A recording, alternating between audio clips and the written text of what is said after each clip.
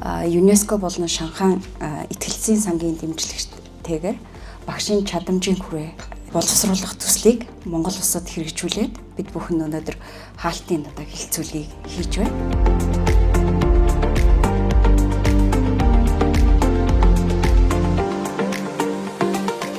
21 аймгийн 60 гаруй багш нартайгаа эхлээд онлайнаар хилцүүлэг хийлээ. Давны дараагаар үндэсний хэмжээний уулзалт буюу нийслэлийн хилцүүлгийг зохион байгуулсан.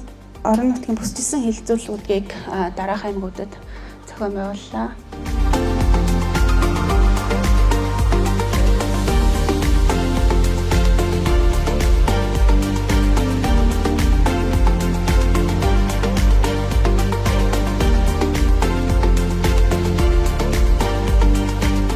Тэрийн бас юм чиг баримжаа авах зүйлүүд ихтэй сургуулиудын одоо энэ дэрсэн байгаа боловсролын их сургуулийн төлөөлөгөд энэ хүн болгон бид нар ингээд ойлголтоо энэ үндэсний хэмжээнд нэгтгэж байгаа нь цаашдаа ажлын хамтрах мөн илүү одоо уялдаатай сайжрах энэ боломжийг өгж байгаа болов уу гэдээ маш их талархалтай байна. Багшийн чадамжийн хүрээг боловсруулах асуудал бол маш чухал асуудал байхгүй юу? Ирээдүйг баримжаасан багш маань яг ямар одоо ур чадвар эзэмшсэн байх ёстой вэ гэдэг энэ үүднээс ер нь багшид хамаатай тэр байгууллагуудын үйл ажиллагааг нэгдсэн зүг рүү оруулах биднэрт бол их чухал үүрэгтэй ийм стандарт байгаа юм л да.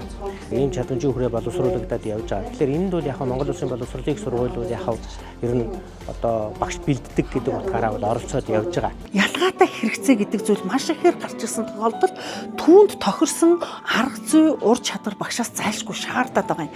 Тийм болохоор бид нар тэр талыг төлхөө барьсан бас үзүүлэлтүүдийг нэлээд бас оруулж өгч байгаа. Өөрөөр хэлбэл нэгдүгээр төвшин бол ер нь юу мэддэг байх юм бэ? Багш ер нь юу мэддэг байх юм бэ? Тийм ээ. Хоёрдугаар төвшин дээр багш түүнийг яаж хэрэгжүүлдэг байх юм бэ гэдэг ч юм уу. Ингээд нэг жаахан төвшин агсан. Өөрөөр хэлбэл бид нар Булгамын таксономийнхаа төвшөнд барьсч энэ шатлалуудыг бол нэлээд боловсруулж хийх гэж үзсэн.